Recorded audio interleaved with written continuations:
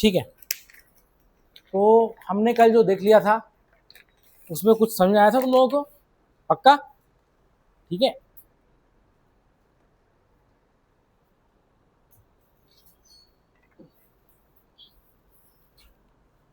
सो हमने अपना पॉइंट कहाँ पर छोड़ा था कल?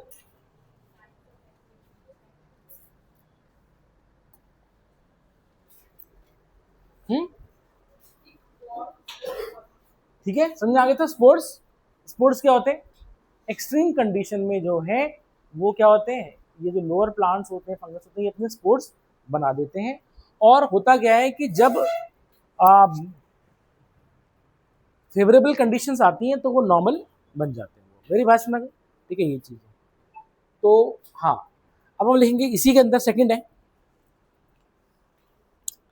लिखेंगे डॉर्मेंसी, लिखेंगे हम dormancy.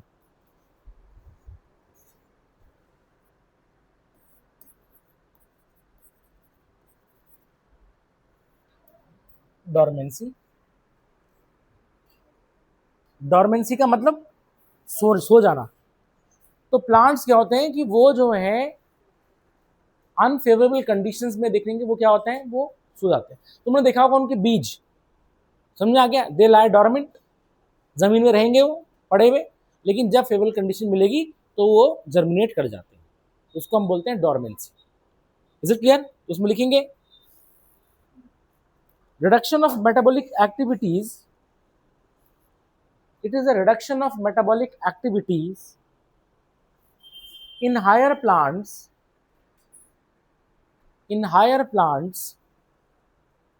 in stressful environment, in higher plants in stressful environment, dormancy। ठीक है, लिखेंगे पादप जगत में, पादप जगत में लिखेंगे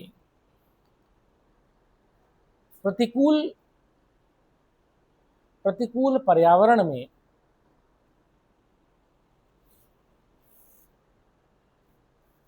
पौधे अपनी चयापचय प्रक्रिया, पौधे अपनी चयापचय प्रतिक्रिया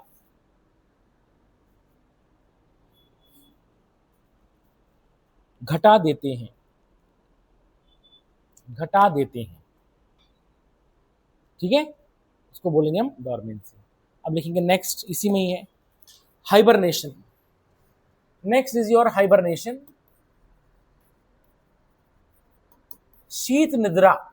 हिंदी में बोलेंगे इसको हम शीत निद्रा, हाइबरनेशन। ओके, हाइबरनेशन में क्या होता है, ठंडियों में जो है वो सो जाते हैं। मेरे पास में कि लॉन्ग विंटर स्लीप। ठीक है ना? तो फॉर एग्जाम्पल पोलर बियर हो गया, जैसी ठंड पड़ती है तुम्हारा वो सो जाता है, 3-4 महीने तक वो सोया रहता है, और उसमें वो कुछ खाएगा पिएगा कुछ नहीं। ठीक है ना? उसकी मेटाबॉलिक एक्टिविटी कम हो जाती है। ठीक है, और वो किस पे डिपेंड रहता है, अपने खाए हुए फैट पर, जो उसकी चर्बी जमा होती है, समझ में आ गया? ठीक है, उस पे वो, उससे धीरे धीरे करके उसकी मेटाबॉलिक एक्टिविटी चलती रहेगी। तो लिखेंगे इसमें, देखिए, it is a long winter sleep, it is a long winter sleep, it is a long winter sleep. लिखेंगे यह गहरी शीत निद्रा होती है, यह गहरी शीत निद्रा होती है। It is seen in those animals, it is seen in those animals that saves their energy, that saves their energy in hostile environmental conditions, in hostile environmental conditions। यह उन जानवरों में देखी जाती है, यह उन जानवरों में देखी जाती है जो प्रतिकूल अवस्था में अपनी ऊर्जा, प्रतिकूल अवस्था में अपनी ऊर्जा को बचाते हैं। ठीक है, तो लिखेंगे इसे example, example polar bear, polar bear, bats, rodents etcetera, ध्रुवीय भालू, चमगादड़, ठीक है, चूहे इत्यादि, ठीक है। This is your hibernation. Then your aestivation, लिखेंगे देन एस्टिवेशन, ग्रीष्म निद्रा, ग्रीष्म निद्रा, ठीक है, एस्टिवेशन लिखेंगे it is a long summer sleep, it is a long summer sleep, यह गहरी ग्रीष्म निद्रा होती है, ठीक है। लिखेंगे एग्जाम्पल, लिखेंगे इसका simple example, snail, fish etcetera, घींगा, मछलियां इत्यादि। Is it clear? ये चीज। नेक्स्ट, डायपॉज, डायपॉज,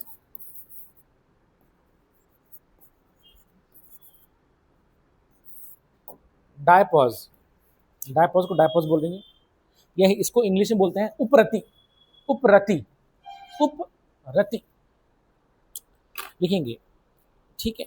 इसमें क्या होता है डायपॉज में, डायपॉज में जो है जो मेटाबॉलिक एक्टिविटी है वो कुछ समय तक के लिए, काफी लंबे समय तक के लिए वो सस्पेंड हो जाती है।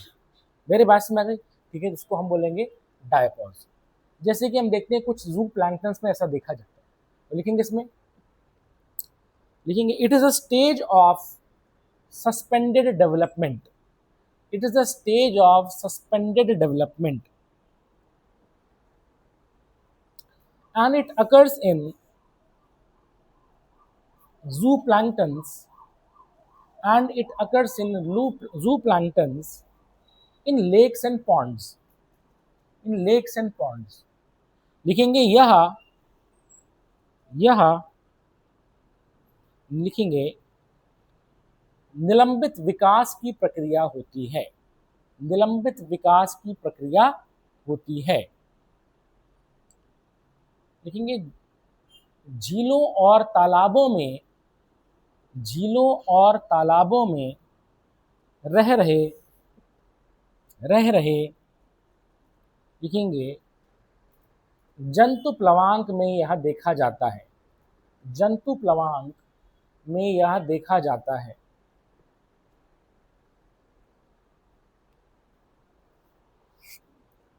क्या तुमको मेरी बात समझ आ गई है? ठीक है, अब थोड़ा जरा हम इसको भी देख लेते हैं, ठीक है।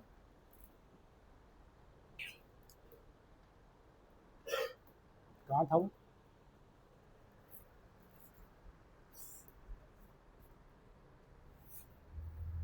ये तो था।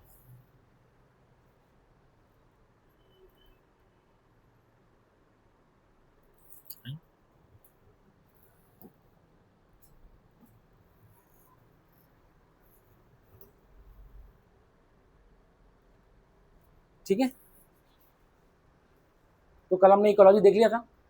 अच्छा, इकोलॉजी क्या है? लॉजी का मतलब स्टडी, समझ में आ गया? तो जो है it is a study of interaction between organism and their environment, ठीक है, बस में, ठीक है। इकोस मतलब होता है होम, ठीक है ना, और इकोस से आया है, और लोगोस मतलब स्टडी, ठीक है, जीवों और उनके पर्यावरण के बीच अंतः प्रक्रियाओं का अध्ययन, ठीक है ना, ये चीज। कंपोनेंट्स ऑफ एनवायरनमेंट, ठीक है ना, पर्यावरण के घटक, पहला है एबायोटिक, हमने देख लिया, ठीक है ना, ये सब चीजें हैं। और फिर हमने देखा बायोटिक कंपोनेंट, अभी तक हमने बायोटिक कंपोनेंट नहीं देखे, ठीक है, वो तो पढ़ा दूंगा मैं। टाइप्स ऑफ इकोसिस्टम, ठीक है, ये हमने देखेंगे अभी हम। इकोलॉजिकल फुटप्रिंट, चलो ठीक है, नीश, ठीक है, अभी हमने ये सब देखना है, ठीक है, बात समझ गए? अच्छा, अब आगे चलेंगे उसके, ठीक है।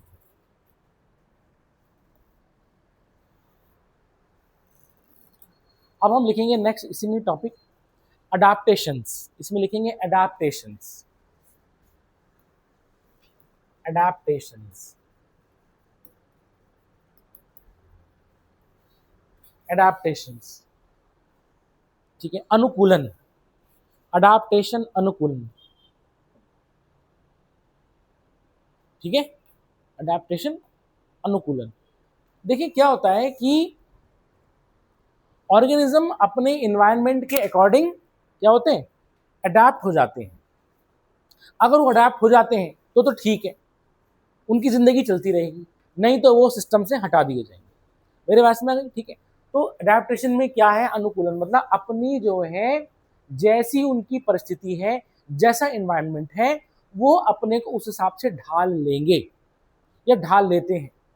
अच्छा, जिसने ढाल लिया वो तो अपनी स्पीशीज को आगे बढ़ा देगा, समझ में आ गया, ठीक है, वो तो रिप्रोडक्शन करेगा और उसकी जनसंख्या बढ़ती रहेगी। जो नहीं ढाल पाया वो विलुप्त हो जाएगा, एक्सटिंक्ट हो जाएगा, समझ में आ गया। तो हम देखेंगे प्लांट्स और एनिमल्स में जो है ये खूबी देखी जाती है, समझिएगा। तो ध्यान देना, जिसने अपने को ढाल लिया वो आगे चल जाएगा, अदरवाइज वो स्पीशीज वहीं रुक जाएगी और उसको हम बोलेंगे वो एक्सटिंक्ट हो गई। जैसे हम देखेंगे डायनासोर एक्सटिंक्ट हो गए, इज इट क्लियर, ठीक है ना। लेकिन हम देखेंगे डायनासोर जो है रेप्टाइल्स थे और उनसे हम देखेंगे कि उनसे एवोल्यूशन हुआ, ठीक है ना, बर्ड्स का और मैमल्स का। रेप्टाइल्स अपनी जगह रहे, उसमें से डायनासोर खत्म हो गए, लेकिन उसमें से एक ब्रांच चलेगी तुम्हारी बर्ड्स की, जो चिड़िया बनी, ठीक है, जिन्होंने उड़ना सीख लिया था, समझ में आ गया। नहीं सीख पाए वो तो वहीं थे, समझ में आ गया। और इससे एक ब्रांच बनी मैमल्स की। मेरी बात समझ में आ गई, ठीक है ना।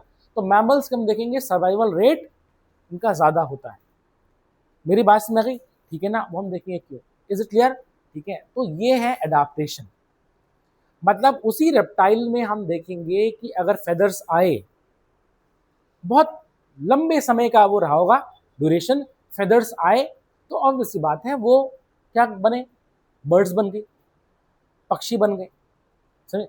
नहीं आए तो वो थे, उनमें से एक ब्रांच तुम्हारी चलेगी क्या, मैमल्स, समझा गया। तो क्यों, अपने बच्चे को फीड कराने के लिए दे हैव मैमरी ग्लैंड्स, तो बोलते हैं इसको स्तनधारी प्राणी। तो उन्होंने जो है अपने बच्चे को नरिश करने के लिए, ताकि जो है हमारा सर्वाइवल रेट बढ़े, तो जो है अपनी बॉडी से वो फीड करवाते हैं, तो हम देखेंगे कि सर्वाइवल रेट जो है बढ़ा।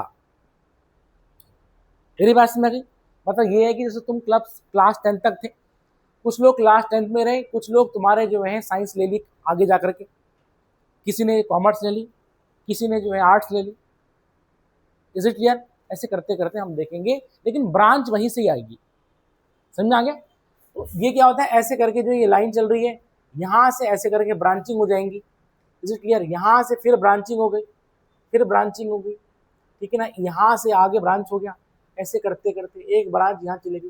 तो यही हमारा एवोल्यूशन ट्री है। मेरी बात समझ में, सबके सब ऑर्गेनिजम्स कभी जो है सिंगल सेल रहे होंगे, ऑर्गेनिज्म सिंगल सेल्ड ऑर्गेनिज्म रहे होंगे, जस्ट लाइक बैक्टीरिया की तरह।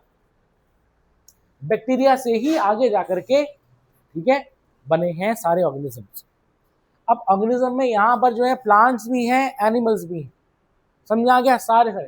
तो वही अलग अलग हो गए, एक ब्रांच चलेगी तुम्हारी प्लांट्स की, एक ब्रांच चलेगी तुम्हारी एनिमल्स की। अब एनिमल्स में जो है ये तुम्हारा मान लेते हैं कि कुछ भी हो गया, फॉर एग्जाम्पल तुम्हारे स्पंज हो गए, स्पंजेस हो गए, एक तुम्हारा जो है सिलेंट्रेट हो गया, फाइलम निडारिया हो गया, इस तरह से ऐसे करते करते करते ब्रांचिंग होती चली। प्लांट में कौन सा प्लांट बनेगा, समझा, ऐसे करके इवोल्यूशन है। अच्छा, अब सवाल ये उठा कि ये इवोल्यूशन क्यों हो रहा है, क्या जरूरत पड़ी थी जो है वो ब्रांचिंग की, ये लाइन सीधे आगे क्यों नहीं चली।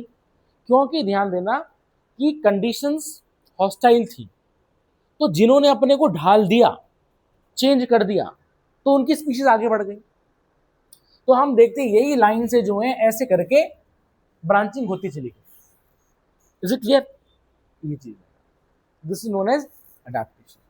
जरूरी नहीं है कि हमारा इवोल्यूशन जो है अच्छे ही दिशा में हो, ऐसा नहीं है। एवोल्यूशन कंडीशन के अकॉर्डिंग होता है कि कंडीशन क्या है, तो हमारी बॉडी जो है उस हिसाब से बदलती है। इज इट क्लियर, ठीक है ना, ये चीज। अब आगे जाकर के चाहे दिक्कत हो जाए, लेकिन वो चेंज होगी, मेरी बात को समझ में आ गई? तो जरूरी नहीं है कि चेंज अच्छे के लिए ही हो, लेकिन ध्यान देना चेंज फिलहाल उस समय के लिए है, और हमें नहीं पता कि आगे जाके क्या कंडीशन बैठेंगी। तो हो सकता है कि वो जो कंडीशन बैठे वो बेकार हो, लेकिन हाँ उस समय ठीक थी तो तब सही था। मेरी बात को समझ में आ गई? लिखेंगे इसमें, adaptation is any attribute of the organism, adaptation is any attribute of an organism that enables organisms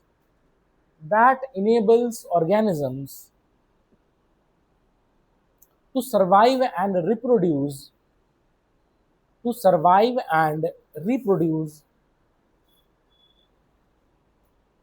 in its habitat.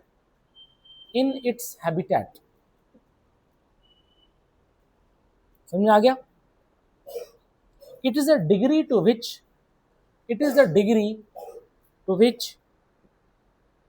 an organism is able to live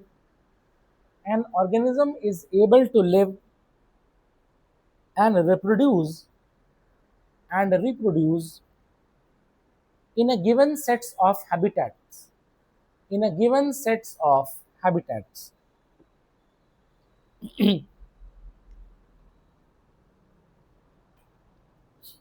मेरी बात समझ में आ गई? लिखें अनुकूलन, लिखेंगे अनुकूलन जीवों की वह विशेषता होती है जिसके कारण जीव पनपता है और अपने पर्यावास में प्रजनन करता है।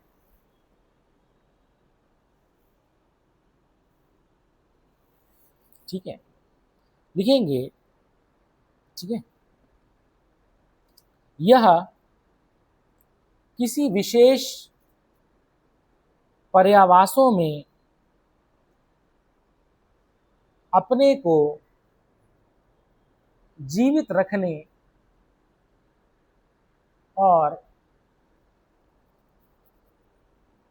प्रजनन करने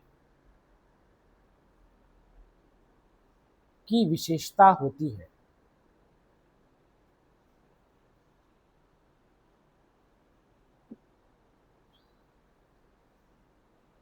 लिख दिया? ठीक है, अब लिखेंगे टाइप्स ऑफ एडाप्टेशंस, अनुकूलन के प्रकार, types of adaptations,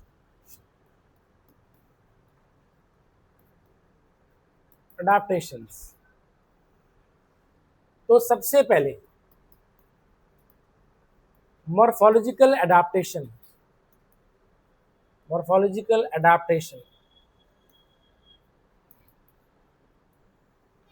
first Hindi में इसको कहते हैं आकृति संबंधी अनुकूलन। ठीक है, देखिए मॉर्फोलॉजी का मतलब होता है उसकी फिजिकल प्रॉपर्टी, किस तरह से कैसा दिखाई दे रहा है ऑर्गेनिज्म, इसको हम बोलते हैं उसकी मॉर्फोलॉजी। जैसे हम बोलेंगे प्लांट की मॉर्फोलॉजी बताओ, तो बोलोगे सर प्लांट की मॉर्फोलॉजी ये है कि उसमें जड़ें होती हैं, रूट्स होते हैं, स्टेम्स होते हैं, लीव्स होती है, फ्लावर्स, तो ये उसकी मॉर्फोलॉजी है। समझ आ गया इस तरह से? ठीक है, जानवरों में क्या होता है, तुम बोलोगे उनके हाथ पैर हैं, ठीक है ना, हेड होता है, ठीक है, इस तरह से, तो ये होता है मॉर्फोलॉजिकल एडेप्टेशन। इसका मतलब ऑर्गेनिज्म अपने सेट ऑफ कंडीशन में अपनी बॉडी को चेंज करेगा। जैसे मान लेते हैं कि जो पत्तियां होती हैं, सपोज ये पत्ती है, ठीक है, अब हम देखेंगे कि पत्तियों में जो है क्या होता है, पत्तियों में होता है स्टोमेटा।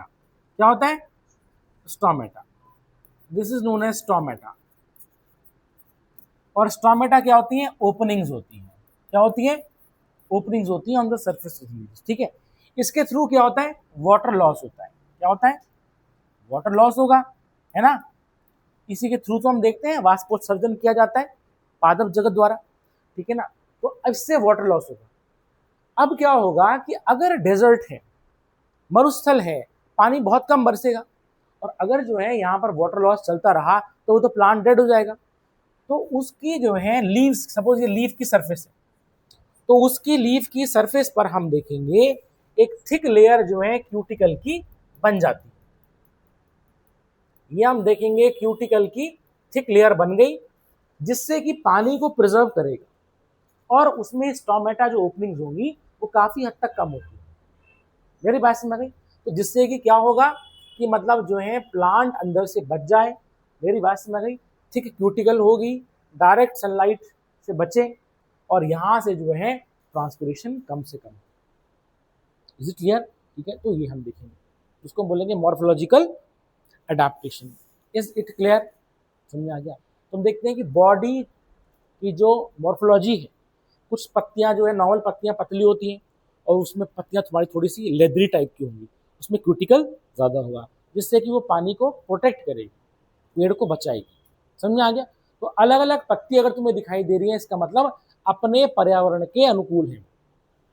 समझ में आ गया ये चीज? ठीक। अब जैसे तुम देखोगे, फॉर एग्जाम्पल ऐसा पेड़ है, तो तुम समझ जाना वहां पर बर्फ पड़ रही है। मेरी बात में आ गई? ठीक है ना, क्योंकि वो बर्फ को टिकने नहीं देगा, वो ऐसे में नीचे जो स्लाइड करवा देगा, तो ये वहीं पर होंगे। वैसे ही मैंने तुम्हें बताया था कि प्लांट्स जो है जनरली सारे प्लांट्स, ठीक है, वो इंसान की तरह वो अपने को चेंज नहीं कर सकते, थर्मो रेगुलेशन नहीं हो सकता उसमें। मेरी बात समझ आ गई? ठीक है, तो हम देखते हैं कि उनको एक फिक्स जैसे रहते हैं।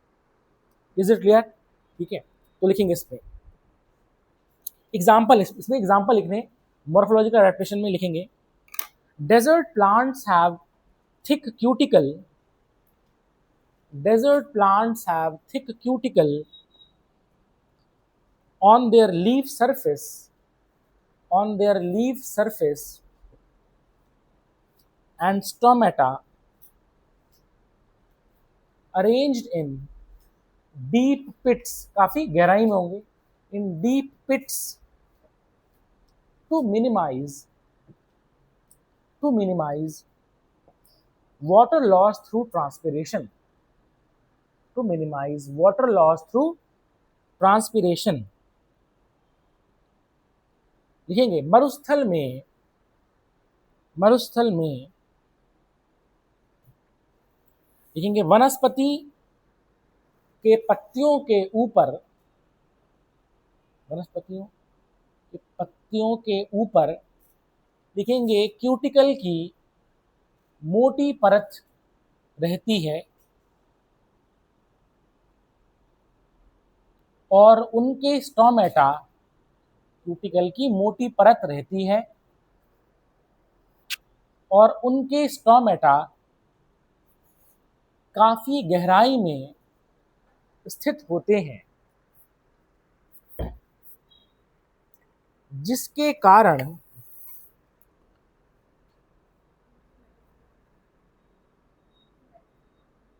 उनके स्टोमेटा,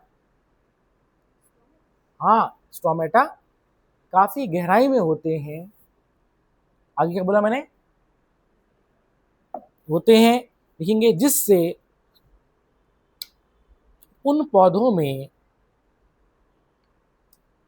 वाष्पोत्सर्जन की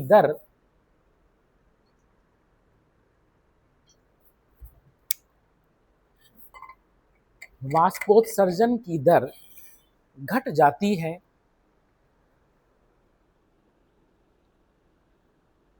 और उनमें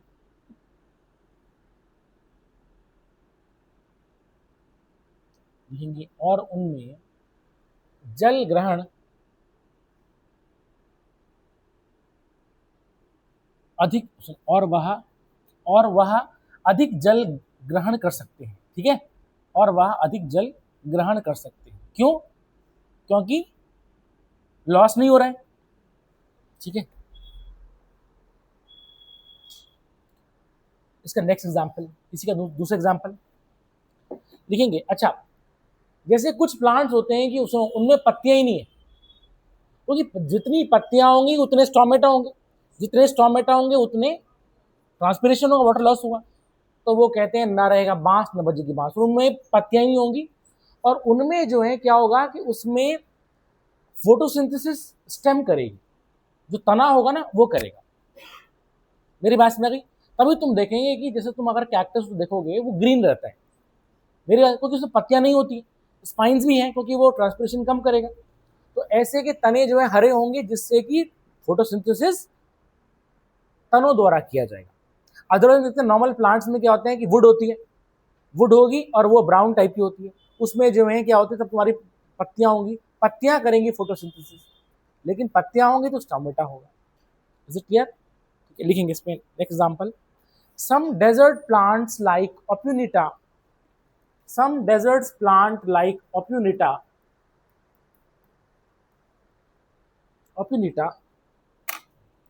have no leaves, and photosynthetic functions is taken over by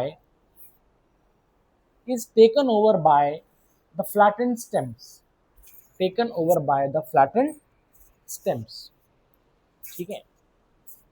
stems, STEMS, stems लिख दिया, हिंदी में लिखेंगे। कुछ मरुस्थलीय वनस्पतियों में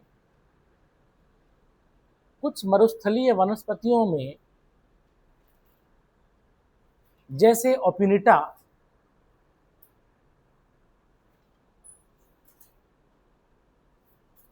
में पत्तियों का अभाव रहता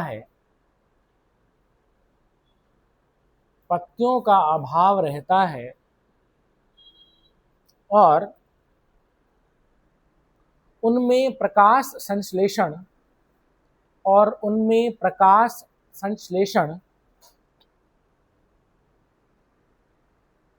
चपटे तनों द्वारा किया जाता है। समझ आ गया? ठीक, समझ आ रहा है? नेक्स्ट एग्जाम्पल सुने। अब बहुत ठंड, कल हमने देखा था कि सरफेस एरिया बढ़ा देंगे तो क्या होगा, हीट लॉस ज्यादा होगा। अब क्या होता है, जितने भी कोल्ड क्लाइमेट होंगी तो वहां के जो एनिमल्स होंगे उनके कान बड़े बड़े नहीं होंगे, उनके छोटे कान होते हैं। समझ आ गया? क्यों? To prevent heat loss. Is it clear? और इस चीज को हम बोलते हैं एलेंस रूल। क्या होता है? This is known as Allen's rule, Allen's का नियम। एलेंस का नियम क्या कहता है कि कोल्ड क्लाइमेट में जो है जानवरों के कान छोटे, अदरवाइज सुनो, जानवरों के कान क्या होते, बड़े होते ना, ताकि सब दिशाओं से जो है वो सिग्नल कैच कर सके। मेरी बात समझ गई? लेकिन कान तो ऐसे में क्या होगा, तुम देखते हैं कि जितने बड़े कान होंगे ऐसे में क्या होगा, ठंड घुसेगी प्लस जो है रेट ऑफ कूलिंग बढ़ेगी। तो उसमें क्या, अच्छा रेट ऑफ कूलिंग बढ़ेगी तो अंदर जो एनर्जी स्टोर्ड है वो खर्च हो जाएगी फालतू में, तो उसको उन्होंने बचाए रखना है। क्यों? क्योंकि जो है उनको करना है हाइबरनेशन, और हाइबरनेशन में क्या होता है, वो 5-6 महीने सो जाएंगे। तो 5-6 महीने अगर वो पहले ही अगर तुम्हारे वो लूज कर चुके होंगे तो फिर तो सर्वाइव कैसे करेंगे? Is it clear? ठीक है, तो देखिए हर ऑर्गेनिज्म जो है अलग नजर आ रहा है। क्यों? क्योंकि वो अपनी परिस्थिति के अनुकूल है, उसका अडेप्टेशन हुआ इस तरह से। अब तुम बोलो चाहे वो ऑर्गेनिज्म कितना गंदा है कैसा है, बट वो अपने उसके अकॉर्डिंग है, ठीक है ना। ये अगर वो ऐसा नहीं होगा तो वो मर जाएगा। ठीक है, लिखें, mammals from colder climates have shorter ears to minimize heat loss.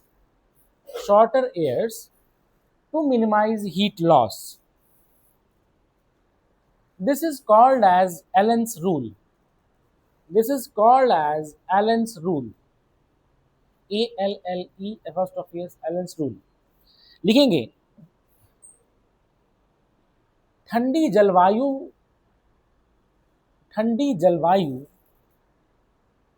में स्तनधारी प्राणियों के लिखेंगे कान छोटे होते हैं जिससे लिखेंगे ऊष्मा का प्रभाव ऊष्मा का प्रभाव घट जाता है। प्रवाह घट जाता है। इसे एलेंस का नियम कहते हैं। इसे एलेंस का नियम कहते हैं। समझ आ गया? Is it clear? तो ये था हमारा मॉर्फोलॉजिकल अडेप्टेशन। ठीक है ना? लिखेंगे हम नेक्स्ट। फर्स्ट था, लिखेंगे second physiological adaptation. Then you have physiological adaptation.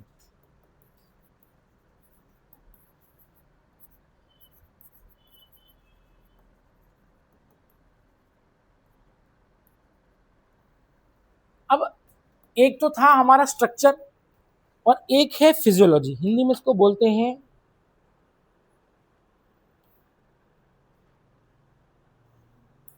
Physiological adaptation. अच्छा, हाँ, शारीरिक अनुकूलन। शारीरिक अनुकूलन, ठीक है। अब सुने, अब इसमें क्या होता है कि हमारी बॉडी के अंदर, समझ आ गया, चेंजेस आएंगे, ठीक है, जिससे कि हम उस क्लाइमेटिक कंडीशन में सरवाइव कर सकें। अब जैसे देखें, जैसे मान लेते हैं कि इस तरह से, ठीक है, तुमको पता है कि मैक्सिमम ऑक्सीजन कहाँ रहेगी? सी लेवल पर रहेगी। होगा कि नहीं होगा? Sea level, this is sea level, this is sea, ठीक है। अब क्या होगा? मैक्सिमम यहीं पर रहेंगे। अब ऑक्सीजन जब यहां पर है और हम देखेंगे जैसे करके हम ऊपर जाएंगे तो क्या होता रहेगा? बताओ, ऑक्सीजन का लेवल कम होता रहेगा। अब क्या होता है कि जो बहुत ही ऊपर पहाड़ों पे लोग रहते हैं, तो ऑब्वियस सी बात है, अब यहाँ पर जो लोग रह रहे हैं तो उनको ऑक्सीजन कम मिलेगी, और ऑक्सीजन जब कम मिलेगी तो ऐसे में तो दिक्कत हो जाएगी, क्योंकि तुमको पता है हमारा मैक्सिमम ऑक्सीजन कौन कंज्यूम करता है? ब्रेन। सबसे ज़्यादा एनर्जी वही लेता है, क्योंकि उसको सारी बॉडी को कंट्रोल करना है। तो ऐसे में क्या होता है, हम देखेंगे जो पहाड़ी क्षेत्रों में लोग रहते हैं उनके ब्लड में जो है, जो हीमोग्लोबिन है वो बढ़ा हुआ होता है। मेरी बात समझ में, ठीक है ना? या फिर हम देखेंगे उनका जो आरबीसी जो होगा, आरबीसी में जो हीमोग्लोबिन, क्योंकि हीमोग्लोबिन कहाँ होते हैं? आरबीसी में होते हैं, रेड ब्लड कॉर्पसेस में होते हैं, उसमें हीमोग्लोबिन बढ़ा होगा। जितना ज्यादा हीमोग्लोबिन होगा उतना थोड़ी सी ऑक्सीजन को वो पिकअप करेगा। मेरी बात समझ गई? और इसीलिए वो जो है उनका कलर जो है रेडिश टाइप का दिखाई देगा, लाल रंग के इस तरह से वो दिखाई देगा, जिससे कि ज्यादा हेमोग्लोबिन है। मेरी बात समझ गई? अब हम देखेंगे कि अगर जो सी लेवल पे रहते हैं तो ऑब्वियसली बात है वहां पर ध्यान देना, बॉडी उसी हिसाब से काम करेगी जितना है। तो अब जो है जो प्लेन्स के लोग होंगे वहां पर, क्योंकि वहां अबंडेंट ऑक्सीजन है, तो वहां पर हेमोग्लोबिन नहीं ज्यादा बड़ा होगा, वो नॉर्मल रहेगा। मेरी तुमको बात समझ आ रही है? ठीक है। तो होता क्या है, अच्छा, आरबीसी का फॉर्मेशन देखा जाए तो हम देखेंगे किडनी करती है। समझ आ गया? अब तुम बोलोगे सर किडनी तो आरबीसी का जो लाल रक्त कोशिकाएं बोलते हैं इसको ना, तो आरबीसी का फॉर्मेशन होता तो बोन मैरो में है, बोन मैरो में होता है हमारी, ठीक है ना? ये हिंदी में बोलते हैं मेरू मज्जा बोलते हैं सर, ठीक है, बोन मैरो में होता है, ठीक है। बट किडनी से जो है, ठीक है, एक केमिकल सिक्रीट होता है हमारा। समझ में आ गया? किडनी से एक केमिकल सिक्रीट होगा, उसको हम बोलते हैं ईपीओ, इरिथ्रोपोइटिन। It's protein. मेरी बात समझ गई? ध्यान देना, किडनी का काम आरबीसी बनाना है, लेकिन जहां पर वो बनेंगे वो बोन मैरो होगा। मेरी बात मुझे समझ आ गई है? बना कौन रहा है? किडनी, लेकिन कहां बन रहे हैं? बोन मैरो में बनते। तो किडनी क्या करती है? ईपीओ सिक्रेट करती है। ईपीओ ब्लड में वो, क्योंकि हमारा ब्लड जाता है फिल्टर होने के लिए, जब हमारा ब्लड फिल्टर होने के लिए किडनी में जाता है, उसी समय किडनी ईपीओ छोड़ देती है ब्लड में। समझा गया। अब ये ब्लड जाएगा तुम्हारा कहाँ पर, बोन मैरो में, और ये जो है जब ईपीओ मिलेगा सिग्नल मिलता है। मेरी बात समझ गई। जैसे ये फैक्ट्री है, हम फैक्ट्री है, ठीक है, वहां से एक इंसान आया, उसने कहा भाई ऐसा है कि भाई 5,000 जो है शर्ट और बनानी है। समझ में आ गया, सिग्नल मिल गया, अब हम यहाँ पर बनाना शुरू कर देंगे। मेरी बात समझ गई, ठीक है। और उसके लिए जो स्टफ और जितना भी कुछ होगा वो वहीं से आ रहा है, बस हमने क्या कर दिया, उसको बना दिया है। तो हम बोलेंगे फैक्ट्री में बना है, लेकिन इसको के लिए रिस्पॉन्सिबल कौन है, कौन सा केमिकल रिस्पॉन्सिबल है, ईपीयू, और जो कि किडनी सिक्रीट करती है। तभी जिन लोगों की जो है किडनी फेल हो जाती है उनमें आरबीसी का प्रोडक्शन नहीं होता। मेरी बात समझ में, उनको क्या होता है, उनको ईपीओ के टीके इंजेक्शन लगते हैं। समझ आ गया, क्योंकि किडनी तो फेल हो गई। सॉरी जिन लोगों का डायलिसिस होता है तो उनको जो है ईपीओ लगेगा, मतलब जितनी बार डायलिसिस हो रहा है उतनी बार उनको एक इंजेक्शन लगेगा। समझ आ गया। और उनका हमेशा हेमोग्लोबिन नीचे रहेगा, उनका आरबीसी काउंट नीचे ही रहता है, जिंदगी में कभी भी वो ऊपर नहीं उठेगा। लेकिन हाँ इतना उतना हो जाता है कि मतलब लाइफ सर्वाइव कर जाते हैं है। डब्ल्यूबीसी तो वो तो डिपेंड करेगा, वो तो इम्यूनिटी पे डिपेंड करता है ठीक है ना। बट आरबीसी, मेरी बात तुमको समझ आ गई। अब क्या हो रहा है कि पहाड़ों में रहने वाले जो लोग हैं उनमें किडनी जो है ज्यादा ईपीओ सिक्रेट करेगी। मेरी बात में ज्यादा ईपीओ सिक्रेट होगा तो आरबीसी ज्यादा बनेगी, आरबीसी ज्यादा बनेगी तो उसमें क्या होगा, हेमोग्लोबिन ज्यादा आएगा। मेरी बात समझ आ गई, ठीक है ना। तो हम देखेंगे इसलिए जो है रेडिशनेस जो है, रेडनेस जो है वो उनके चेहरे पे रहेगी। मेरी बात समझ आई। ये नहीं है कि वो बहुत अच्छा खा रहे हैं कुछ तरह से, नहीं, ऐसा नहीं है, उनका एडाप्टेशन है। मेरी बात समझ, अगर वो नहीं होगा तो, बल्कि तुमने देखा होगा कई लोग जो प्लेन से पहाड़ों में जाते हैं, समझ आ गया, अब उनके ब्लड में तो नॉर्मल आरबीसी है, हेमोग्लोबिन है, ऊपर जा रहे हैं तो उनको ऑक्सीजन कम लगती है, उनको कम लगती है तो वो बोलते हैं हमें उल्टी आ रही है, हमें चक्कर आ रहे हैं जो है, क्योंकि ध्यान देना ब्रेन मैक्सिमम O2 कंज्यूम कर रहा है। अब क्योंकि ऑक्सीजन कम है, वो उसकी आधी तो है नहीं, तो क्या होता है उनका जो है ब्रेन जो है उनको बोलते हैं हमें उल्टी सी आ रही, चक्कर आ रहा है, ये कई लोगों को उल्टी हो जाती है, तुमने देखा होगा। तो ये निशानी है। अब जो पहाड़ों में रहते हैं वो तो उसकी आधी है और वो तो कम ऑक्सीजन, जैसे तुमने देखा होगा माउंट एवरेस्ट पे जो लेके जाते हैं सारा इतना भारी भारी सामान 30-30 किलो का, चलिए शेरपा जो होते हैं वो नेपाल के जो है, उनका तो काम ही वही है। मेरी बात समझा गई, क्यों, क्योंकि उनके ब्लड में जो है ऑलरेडी अच्छा खासा हेमोग्लोबिन है, तो उस कम ऑक्सीजन में वो सर्वाइव कर रहे हैं। तुमने देखा होगा केदारनाथ कितने ऊंचाई पे, और वो तुम्हारे घोड़े और वो जो खच्चर और वो जो इंसान लेके जाता है उनको, लोगों को बिठा के ले आता है, और यहाँ हम लोग नहीं चल पा रहे हैं, हम लोग कह रहे हैं बाप रे वो लेके जा रहे हैं। तो वो ऑब्वियसली बात है, वो पहाड़ के लोग हैं, उनको वो सर्वाइव वहां पर सही ढंग से करें। तो ये क्या है, this is your physiological adaptation. क्या तुमको मेरी बात समझ आ रही है? ठीक है, लिखेंगे, इसमें लिखेंगे our body compensates low oxygen availability by increasing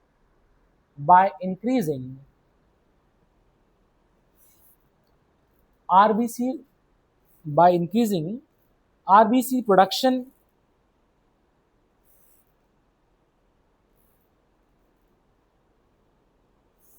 and by increasing breathing rate।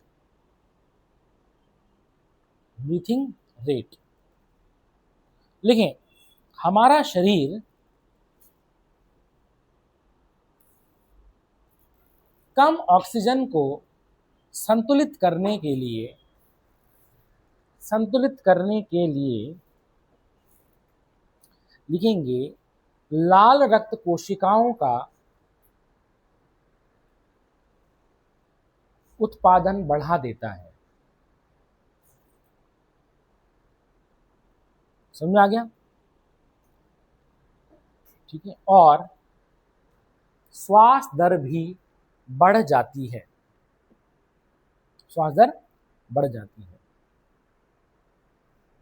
इसमें लिखेंगे इसी में, it is for this reason the peoples residing in It is for this reason that the peoples residing in high altitude regions have high production of RBCs and hemoglobin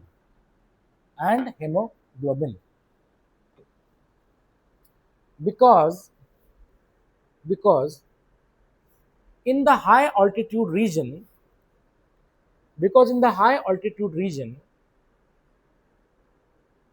concentration of oxygen decreases,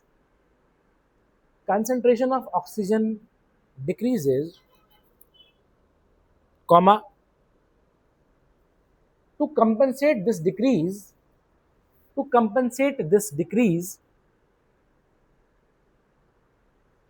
the kidney in our body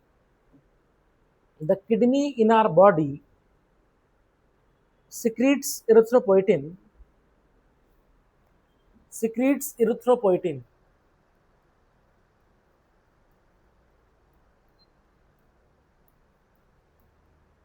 EPO secretes erythropoietin, which helps in the production of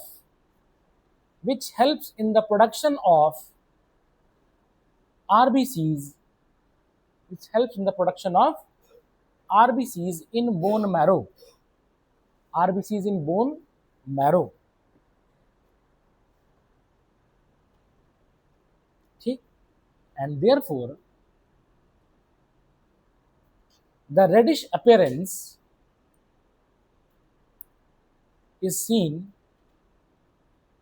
in the people residing in hilly regions.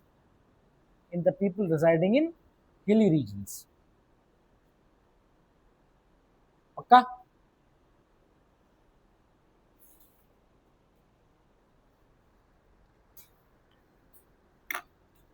Hindi में लिखेंगे? कहाँ लिखा? तुमने हिंदी में लिख दिया था ना? इसी कारणवश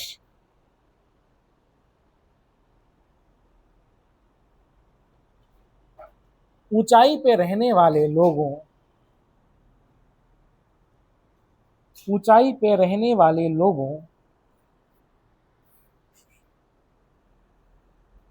में लाल रक्त कोशिकाओं का निर्माण अधिक देखा जाता है।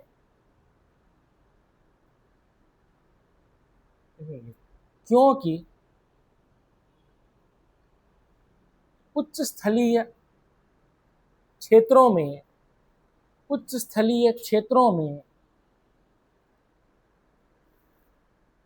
ऑक्सीजन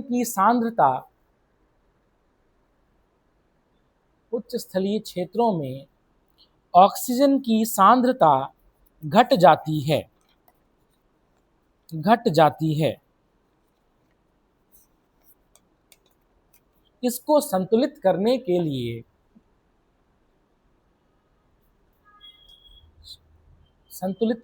लिए शरीर में गुर्दे इरिथ्रोपोइटिन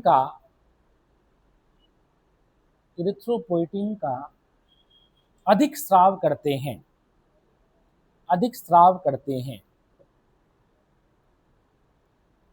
जिससे मेरु मज्जा में अधिक लाल रक्त कोशिकाओं का निर्माण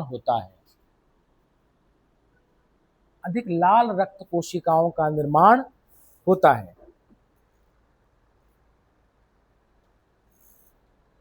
देखेंगे, यही वजह है कि उच्च स्थलीय क्षेत्रों में रहने वाले लोगों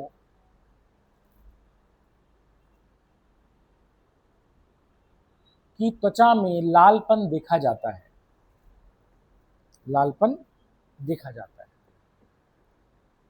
ठीक है? इसी के नीचे लाइन से शुरू करो। इसी के नीचे लाइन से शुरू करना है, देखे जाते हैं, देखे जाते हैं, ठीक है ना ये सुने। अच्छा अब सुने एक चीज और, इतना समझ आ गया, ठीक है। अब यहां देखें होता क्या है कि जैसे मान लेते हैं ये आरबीसी है, अब इस आरबीसी की सरफेस पे मान लेते हैं ये जो है ये है हेमोग्लोबिन, ठीक है, इज इट क्लियर, सरफेस पे होते हैं, ठीक। जैसे तुमने वो देखा है डोनट, देखा है doughnut, have you seen doughnut, doughnut के ऊपर हम जो है स्प्रिंकलर छिड़क देते हैं, रंग बिरंगे इस तरह से छोड़ते हैं, तो एग्जैक्टली हमारा जो आरबीसी होता है ना उसके ऊपर भी ऐसे करके कुछ स्प्रिंकल छिड़के होते हैं, ठीक है, और वो स्प्रिंकल्स क्या है, हेमोग्लोबिन होता है, ठीक है। अब सुने, ये जो हेमोग्लोबिन है ये क्या करेगा, ये जो है ऑक्सीजन के साथ बाइंड होगा, क्या होगा, बाइंड हो जाएगा, ठीक है, और जब टिश्यूज आएगा तो ऑक्सीजन को ये छोड़ देगा, मेरी बात समझ गई, ठीक, मतलब लोडिंग अनलोडिंग हो जाएगी, मतलब ट्रक में जो है हमने सामान रखा, जहां पहुंचाना है वहां जैसे ट्रक पहुंचा उसने अनलोडिंग करा दिया सामान, ठीक है, ये होगा। अब क्या होगा, जो पहाड़ी क्षेत्रों में लोग रहते हैं उनमें जो ऑक्सीजन की बाइंडिंग कैपेसिटी है हेमोग्लोबिन की, समझ आ गया, वो घट जाएगी, क्योंकि अगर ज्यादा देर तक बाइंड होकर रहेगा, मतलब ये ट्रक ड्राइवर ने कहा मैं सामान नहीं उतार रहा और तू कर ले जो भी करना है तुझे, मेरी बात समझ गई, तो दिक्कत हो जाएगी ना। तो यहां पर क्या होगा कि जो है उन लोगों में क्या होता है कि ऑक्सीजन की बाइंडिंग कैपेसिटी हेमोग्लोबिन में घट जाती है, समझ में आ गया। तो क्या हुआ, अटैच हुई तुरंत छूट गई, अटैच हुई तुरंत छूट गई, इस तरह से ज्यादा देर तक अगर रहेगा तो नॉर्मल लोगों में क्या रहेगा, थोड़ा देर तक रहता है, तो धीरे धीरे छूटेगा, मेरी बात में गई, लेकिन वहां पर क्या होगा तुरंत जो है वो हो जाएगा, इज इट क्लियर। लिखेंगे इसी के नीचे लिखेंगे लिखेंगे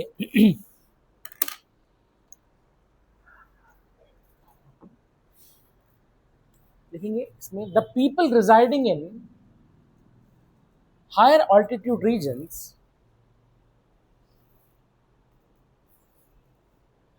लिखेंगे,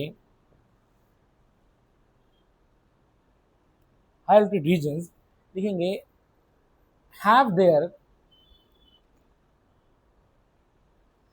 hemoglobin's binding capacity with oxygen reduced, समझ आ गया, reduced, दस लिखेंगे oxygen is easily diffused into the tissues, Hindi में लिखेंगे, पहाड़ी क्षेत्रों के लोगों में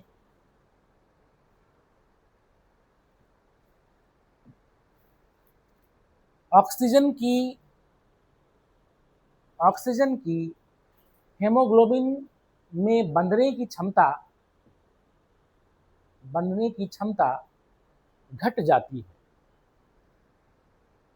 जिसके कारण ऑक्सीजन आसानी से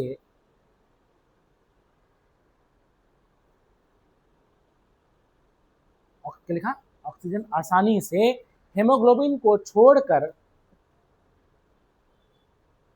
शरीर के ऊतकों में प्रवेश कर जाता है, शरीर के ऊतकों में प्रवेश कर जाता है,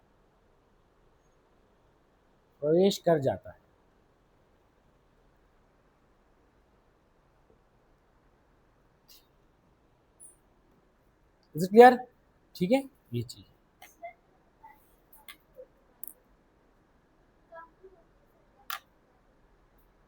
क्योंकि अगर ज्यादा देर तक रहेगा तो जनरली हम ऑक्सीजन लेते हैं, ऑक्सीजन लिया हमने, अब ये क्या होता है कि ये जो ऑक्सीजन जो है ये मिलना चाहिए किसको, हमारे शरीर के टिश्यूज को, समझ में आ गया।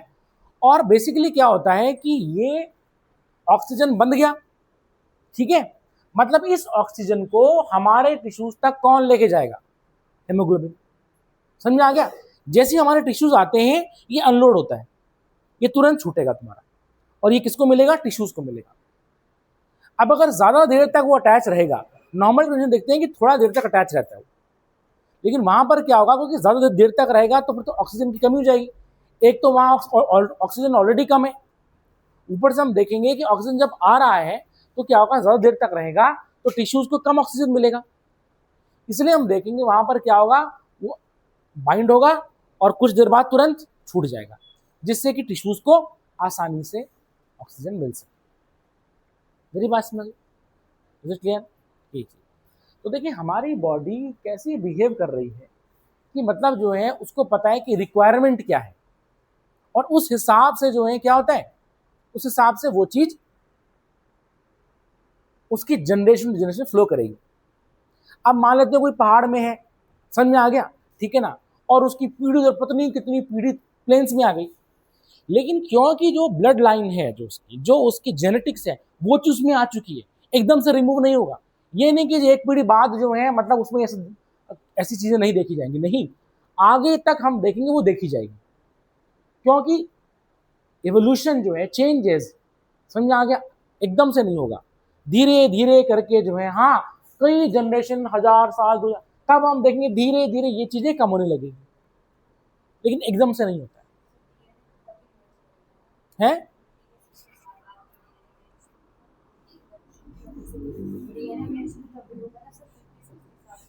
हाँ बैच होगा, बिल्कुल होगा, लेकिन हम देखेंगे धीरे धीरे करके उसमें मतलब जो है उनमें जो बेसिकली आता है प्रोटीन होता है, हम देखते हैं प्रोटीन फॉर्मेशन होता है, डीएनए बनाता है, डीएनए का मेन काम है प्रोटीन फॉर्मेशन, तो अब वो चीज वो कम बनाएगा, जैसे ईपीओ बना रहा है तो वो बेसिकली डीएनए तो बना रहा है, तो अब जो है इसका मतलब चेंजेस आ रहे हैं, तो अब जो है ईपीओ भी बन रहा है, लेकिन अब उसकी दर कम हो जाएगी। मेरी बात समझ गई, ये चीज तो हम देखेंगे काफी लंबे समय तक जो है हम देखेंगे कि वो देखा जाएगा। Is it clear? अब सारे इंसानों के जो है पूर्वज अफ्रीका के थे, हम सब के जितने दुनिया में इंसान हैं सबके पूर्वज अफ्रीका के थे, निग्रो थे, ब्लैक एकदम, वही निग्रो, क्योंकि ध्यान देना उस समय मतलब क्या होगा कि अफ्रीका में कंडीशंस वैसी है। अब क्या हुआ, लेकिन इनकी ब्रांच दुनिया में अलग अलग जगह चली गई, अलग अलग जब चली गई तो क्या होगा, कोई कोल्ड क्लाइमेट में चला गया तो धीरे धीरे करते करते जो है उनका कलर फेयर होता रहा, और हम देखेंगे वो रशिया जैसे सफेद बन गए एकदम, क्योंकि उनमें मेलानिन का प्रोडक्शन कम हो रहा है, क्योंकि मेलानिन फिर प्रोटीन है, मेलानिन क्या होता है, प्रोटीन है, समझ में आ गया, तो डीएनए अब कम प्रोटीन फॉर्मेशन करेगा वाला मेलानिन का। मेरी बात समझ गई, ठीक है ना? तो ऐसे हम देखेंगे कि उसमें चेंजेस देखे जाएंगे, तो जबकि हम अंदर से हम लोग निग्रोस ही हैं, बट क्या है अलग अलग क्लाइमेटिक कंडीशंस में सदियों तक, हजारों सालों में रहने तक अलग अलग जो है तरह के लोग बनते चले गए। किसी के बाल प्लेन है, किसी के बाल करली है, मेरी बात में अफ्रीका के लोगों के बाल ऐसे करके घूमने, इस तरह से करके हैं, समझा? वो सब का सब जो है एडाप्टेशन होता है। एक्सेसिव धूप में बाल झुलस जाते हैं, इस तरह से हो जाएंगे, कर्ल हो जाएंगे उस तरह से।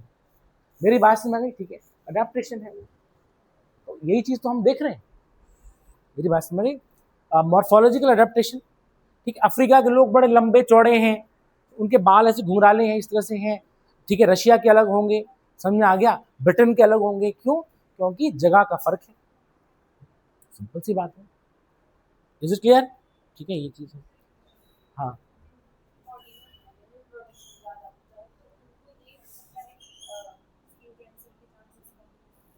हाँ हो सकते हैं, हाँ बिल्कुल, क्योंकि मेलानिन अगर नहीं होगा, मेलानिन क्या होता है कि जो है जैसे ही सनरेज पड़ती है उसमें अल्ट्रावायलेट रेज होती है, ठीक है, तुम्हें पता ही है, और अगर जो है यूवी रेज जो होंगी वो तुम्हारा जो है कैंसर प्रोड्यूस कर देगा सेल्स में। मेरी बात तुम समझ आ गई?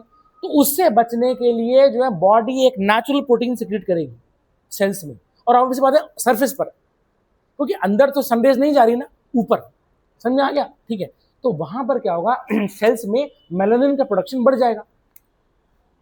हमारे बाल ब्लैक हैं, मेरी बात समझ गई, बिकॉज ऑफ मेलानिन। मेरी बात तुमको समझ आ गई, ठीक है, किसी के ब्राउनिश होते हैं, किसी किस तरह से होते हैं, तो क्या है ऐसे करके जो है प्रोडक्शन।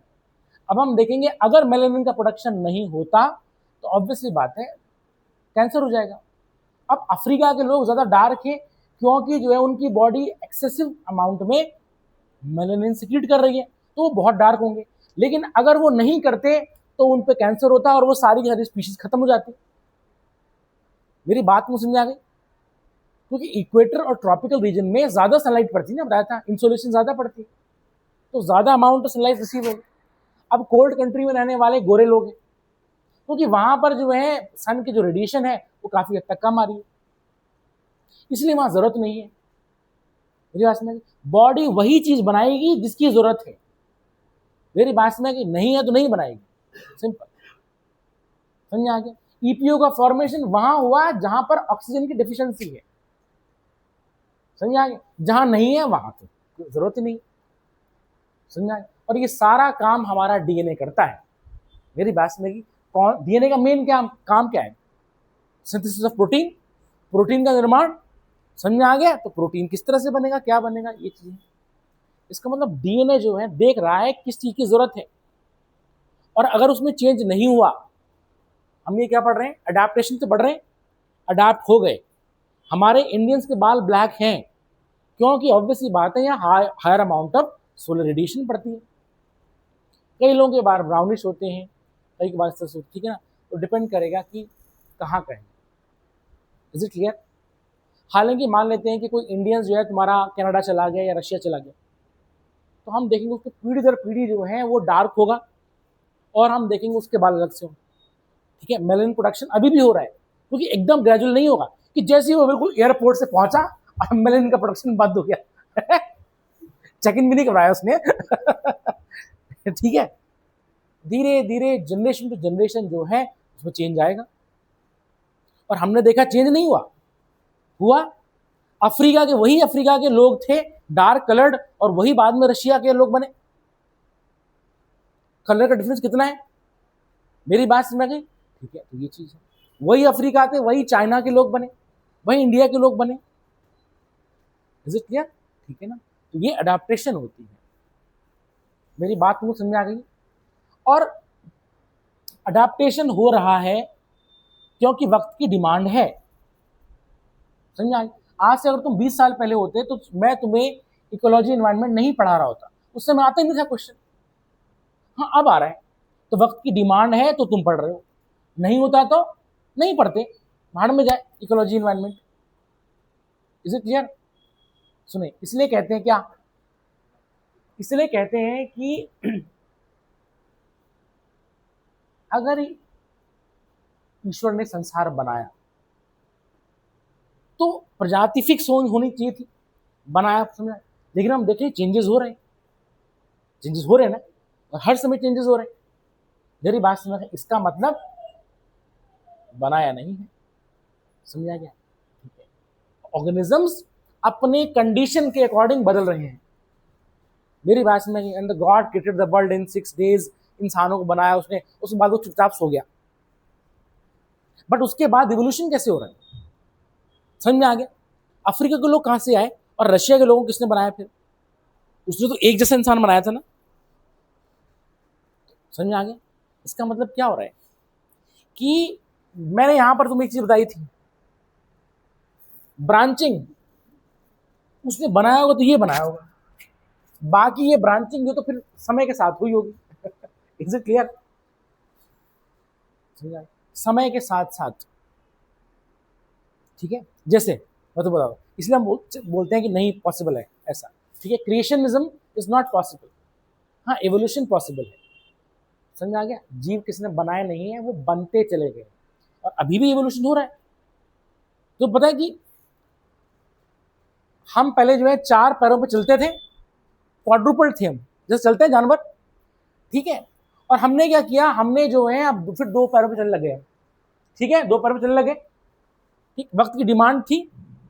ठीक है, डिमांड तो थी, और हमें थोड़ा दूर का भी देखना था, भाई कौन सा कोई शिकारी हमें खाने तो नहीं आ रहा इस तरह से। लेकिन क्या हो रहा है कि इससे दिक्कत ये हुई कि हम जब 2 पैरों पे आ गए तो हमारी बैलेंस होने, 4 पैरों पे इंसान अच्छा बैलेंस है, 2 पैरों पे क्या है, बॉडी ऐसे फ्लक्चुएट करती रहती है। इसका मतलब हमारा जो कंसंट्रेशन है वो घट गया, क्योंकि हमारी बॉडी अब अपने को सेंटर ऑफ ग्रेविटी मेंटेन करने के लिए उसको वैसे कर रही है। तो इवोल्यूशन में हमने देखा कि हम खड़े तो हो गए, लेकिन कंसंट्रेशन डिक्रीज हो गया। समझ में आ गया? ठीक है। प्लस जैसे ही हम खड़े हुए, ठीक है, तो क्या होगा कि जो हमारा पेल्विक था, जो हमारे कूल्हे की हड्डी थी, ठीक है ना, इसमें तो ये तुम्हारा जो है इस तरह से ऐसे करके छोटी हो गई। और हम देखेंगे कि ह्यूमन में जो चाइल्ड बर्थ होता है वो बहुत पेनफुल होता है। समझ में आ गया? बहुत ज्यादा पेनफुल। और तुम देखो गाय भैंस, वो गाय घास खाती रहती है और वहां पर बेबी आप बाहर आता रहता है, तो वो कितना इजी हो गया। हालांकि ऐसा नहीं है, पेन होता है, बट हम देखेंगे बहुत ही इजी होता है। बट ह्यूमन में नहीं है। क्यों? क्योंकि ह्यूमन में हम खड़े तो हो गए, तो उससे क्या होगा, पूरा बॉडी का प्रेशर पड़ा। इससे क्या होगा, जो हमारा जो पेल्विक है, ठीक है, वो क्या हो गया, सिकुड़ता चला गया। मेरी बात समझ में आ गई? ठीक है ना। अब यहां पर जो है इससे पास आउट अगर ज्यादा बड़ा है तो इजीली पास हो जाएगा बेबी। समझ में आ गया? ठीक है। और दूसरी बात क्या है, देखो फायदे भी है, नुकसान भी तो है ना। समझ में आ गया? ठीक है ना। अच्छा, फायदा क्या है, मतलब सॉरी, नुकसान ये हो गया। और साथ में क्योंकि इंसान ने जो है आग में भुना हुआ खाना खाया, ठीक है, तो क्या हुआ कि जो है कैलोरी या एनर्जी ज्यादा हमको मिलती रही। पहले हम कच्चा खाते थे, अब जैसे हमने एनर्जी गेन करते रहे तो हमारा ब्रेन ज्यादा एनर्जी मांगता है, तो उसको एनर्जी मिलती रही और ब्रेन का साइज बड़ा होता रहा। बड़ा होगा, ब्रेन का बड़ा होगा, तो तुम देखना कि बच्चे का जो है सर एबनॉर्मली लार्ज होता है उसकी बॉडी से। हुआ? ठीक है ना। तो देखिए हमारी हैबिट बदली, बॉडी को समझ में आ गया, लेकिन बॉडी चेंज नहीं हुई। समझ में आ गया? तो अब फीमेल के पेल्विक का साइज तो थोड़ा छोटा हो गया, बट बच्चे का सर जो है एबनॉर्मली लार्ज हो गया। मेरी बात में क्यों? क्योंकि हमने फायर बेस्ड डाइट शुरू कर दी थी। अब उस बेबी का सर जो है वो पास करने के लिए वो पेन होता है बहुत ज्यादा। मेरी बात मुझे समझ आ गई? ठीक है ना। तो ये चीज होती है। इसका मतलब इवोल्यूशन चल रहा है, उसके साथ साथ बॉडी में चेंज चल रहा है। बट हाँ, अभी हम उस चीज को नहीं हमने उतना अपनाया है, क्योंकि आज भी दिक्कत क्या है कि पेल्विक का साइज उतना नहीं है जितना कि सर का साइज होना चाहिए था। इसका मतलब हो सकता है भविष्य में जो है धीरे धीरे करके पेल्विक का साइज बढ़ा हो। मेरी बात तो मुझे समझ आ गई? और इसलिए हम देखते हैं कि ह्यूमन में जो मेटरनल मोर्टेलिटी का रेट बहुत ज्यादा है एज कंपेयर टू जानवरों के मुकाबले। तुमने शायद ही कोई देखा होगा कि मतलब जो कोई जानवर जो है बच्चा देते समय वो पास आउट हो गई। समझ आ गया? नहीं होता। हाँ, ये हो जाएगा कि बच्चा मर गया, लेकिन ह्यूमन में क्या होता है, फीमेल का मोर्टेलिटी रेट बहुत ज्यादा होता है। क्योंकि इवोल्यूशन ने हमें कुछ फायदा तो दिया, लेकिन कुछ छीन भी लिया हमसे। तुमको बात समझ आ रही है? ठीक है। और ये बदलाव है, तो आगे अच्छा भी हो सकता है, बुरा भी हो सकता है। मेरी बात मुझे समझ आ गई? और हम इसी चीज की बात कर रहे हैं, ठीक है ना, मॉर्फोलॉजिकल एंड फिजियोलॉजिकल एडेप्टेशन की। एकदम से नहीं आता है, आता है धीरे धीरे, ग्रेजुअल आता है। मेरी बात तुमको समझ आ गई? ठीक है ना। तो क्वाड्रुपल जो एनिमल्स हैं, जानवर हैं, 4 पैरों चलने वाले, ठीक है, उनमें बर्थ बड़ा इजी होता है।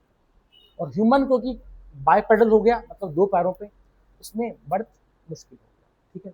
प्लस हम कैलोरी, और तुमको पता ना ह्यूमन की डाइट में कितनी कैलोरी है। सबसे ज्यादा एनिमल किंगडम में हमारी जो है हम कार्बोहाइड्रेट कंज्यूम करते हैं। ऊपर से जब चीनी बनी तो है, फिर तो मजे, फिर तो कैलोरी पे कैलोरी। मेरी बात समझ गई? ठीक है, ये चीज है। लिखें, क्या तुमको मेरी बात समझ आ गई? अब लिखेंगे नेक्स्ट अडेप्टेशन, बायोकेमिकल अडेप्टेशन। कौन सा? थर्ड है, ठीक है। बायोकेमिकल अडेप्टेशन, जैव रासायनिक अनुकूलन। जैव रासायनिक अनुकूलन। अब इसमें हमने वैसे ये पढ़ चुका है, जैसे कि समुद्र के अंदर रहने वाले जो जानवर हैं, जहां पर बहुत जो डीप में है, वहां पर तो कितना प्रेशर पड़ रहा है। समझ में आ गया? तो उस प्रेशर को उनकी बॉडी जो है जस्ट काउंटर बैलेंस करती है, तो उनकी बॉडी का ऑस्मोटिक प्रेशर अच्छा खासा ज्यादा होता है। To counter the pressure of water. समझ में आ गया? ठीक है ना, ये चीज है। तो लिखेंगे इसमें many fish and invertebrates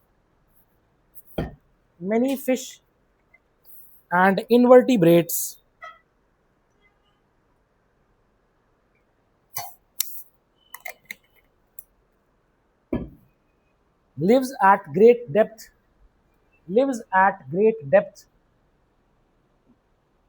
in the ocean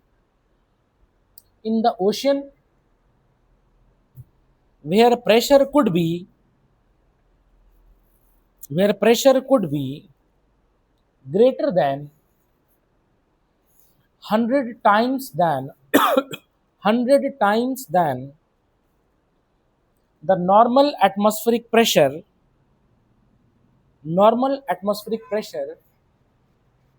that we experience.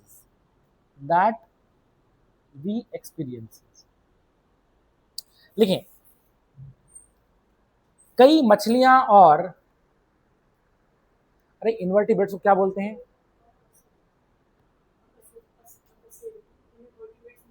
हाँ,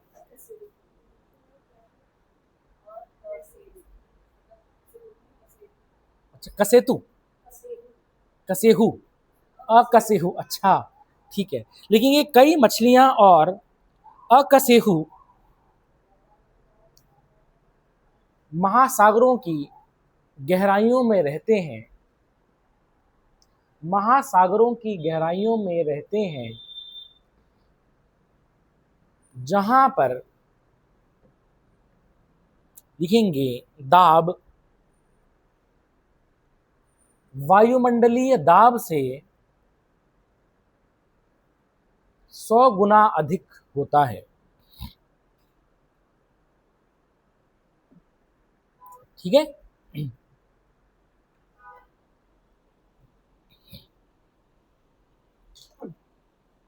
इज इट क्लियर? समझ आ गया? देखेंगे next adaptation, behavioural adaptation. Next adaptation behavioural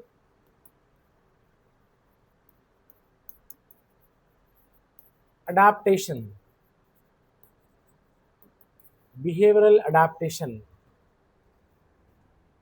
Hindi में इसको हम बोलेंगे व्यावहारिक अनुकूलन। ठीक है, अब व्यवहार में कैसे बदलाव? सपोज करो कि ये जो है वाटर बॉडी है, पानी है, ठीक है। अब तुमने देखा होगा कई बार क्या होता है कि जो छिपकलियां या मगरमच्छ होते हैं वो तुम्हारे जो हैं धूप सेकते रहते हैं। मेरी बात में गई? वो तुम्हारे क्या है, वो तुम्हारे यहाँ पर पड़े हुए हैं, धूप सेक रहे। Is it clear? ठीक, अब क्या होगा, धूप सेकेंगे वो धीरे धीरे करके, क्योंकि ध्यान देना, क्योंकि वो कोल्ड ब्लडेड है। समझ आ गया? तो अगर जो है अब सन की रेस पड़ रही है, तो जब सन की रेस पड़ेगी तो ऑब्वियसली बात है उनके बॉडी का टेम्परेचर बढ़ने लगेगा। अब क्या होंगे, जब बॉडी टेम्परेचर बढ़ेगा तो वो वापस पानी में चले जाएंगे, पानी में जाकर के वो, समझ आ गया? बट क्या होगा, पानी में वो कई देर तक है, पानी में जब पानी ठंडा होगा तो उनके बॉडी का टेम्परेचर डाउन होने लगेगा। वो फिर जो है ऐसे करके तैर करके बाहर, और फिर धूप सेकेंगे, मस्त नींद लेंगे अपनी। समझ आ गया? तो ये उनका बिहेवियर है। हम बोलते हैं उनको क्या हो रखा है, बार बार आने जा रहे चुपचाप एक जगह बैठे। समझा? जैसे इंसान बैठता है। समझ आ गया? तो ऑब्वियसली बात है, क्योंकि वो हम हमारी तरह नहीं है ना, ठीक है ना। ये थोड़ा ना कि बिल्कुल छिपकली को पसीना आ रहा है, समझ आ गया? गर्मी होगी तो पसीना आ रहा है, जो इस तरह से नहीं, ऐसा नहीं है, उनको पसीना नहीं आएगी। तो जिनको स्वेटिंग हो रही है, इसका मतलब उनकी बॉडी एडजस्ट कर रही है उस चीज को। समझ आ गया? ठीक है, ये लिखेंगे इसमें, छिपकली बोलिए आप उनको बहुत पसीना आ रहा है, ठीक है। लिखेंगे एग्जाम्पल, lizards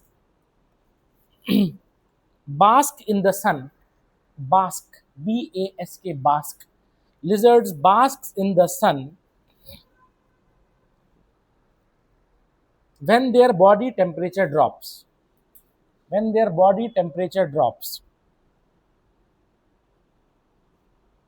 ठीक है, but moves to shade or other regions when the ambient temperature starts increasing, when the ambient temperature starts increasing,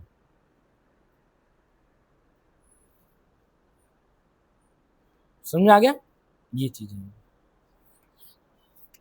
ठीक। अच्छा, बास्क का मतलब क्या होता है? बास्क, मैंने बाथ नहीं कहा, हाँ, मैंने कहा बास्क। बास्क का मतलब होता है to be exposed to pleasant heat. आहा, धूप धूप सेक रहे हैं हम लोग, तो हीट प्लेजेंट है, समझ आ गया? लिखेंगे इसमें, लिखेंगे छिपकलियां लिखेंगे, लिखेंगे धूप सेकती हैं जब उनके शरीर का तापमान घट जाता है, लेकिन धीरे धीरे सूर्य के ताप से उनके शरीर का तापमान, लेकिन धीरे धीरे सूर्य के ताप से उनके शरीर का जब तापमान बढ़ने लगता है तो वह किसी छांव में चली जाती हैं। समझ आ गया? छांव में चली जाती हैं।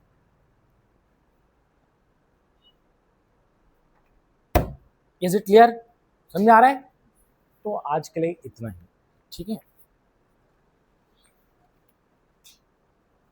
तो अलग अलग ऑर्गेनिज्म के अलग अलग बिहेवियर होते हैं, समझा? और उन बिहेवियर को तुम अपने से कंपेयर मत करो, समझ आ गया? तो ये कैसे है, क्या जानवर है इस तरह से जो है ऐसे क्यों कर रहा है ना? सबका अपना अपना है, जैसे तुम्हारा बिहेवियर है तो उस हिसाब से जो है, ठीक है ना? और अगर कोई ऑर्गेनिज्म का पर्टिकुलर बिहेवियर है तो इसका मतलब ये है कि वो उस कंडीशन के लिए बना हुआ है, और उसमें अगर हम देखेंगे चेंज होगा, ऑब्वियसली बात है, फिर उस हिसाब से वो रिस्पॉन्ड करेगा। और हमने देखा रिस्पॉन्स टू एबायोटिक फैक्टर्स, ठीक है ना? तो रिस्पॉन्स है ये चीज़। तो आज के लिए इतना है।